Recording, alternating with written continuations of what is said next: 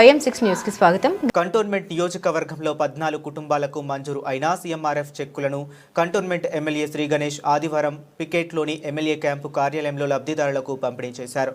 ఈ సందర్భంగా ఎమ్మెల్యే శ్రీ గణేష్ మాట్లాడుతూ పేద ప్రజల సంక్షేమమే కాంగ్రెస్ ప్రభుత్వ ధ్యేయమని, నిరుపేదలందరూ వైద్య ఖర్చుల కోసం ఇబ్బందులు పడుతున్న దృష్ట్యా ప్రభుత్వం వారిని ఆదుకోవాలనే ఉద్దేశంతోనే CMRF పథకాన్ని ప్రవేశపెట్టిందని తెలిపారు. ఈ పథకం ద్వారా పేదలు లబ్ధి పొందుతున్నారని, పేద ప్రజల అభ్యున్నతికి కాంగ్రెస్ ప్రభుత్వం ముఖ్యమంత్రి రేవంత్ రెడ్డి చొరవ చూపుతున్నారని, వైద్య సహాయం నిమిత్తం ఎటువంటి అవసరం వచ్చినా తనను సంప్రదించాలని ఎమ్మెల్యే శ్రీ గణేష్ తెలిపారు. ఈ కార్యక్రమంలో కాంగ్రెస్ పార్టీ నాయకులు, లబ్ధిదారుల కుటుంబాలు తదితరులు పాల్గొన్నారు.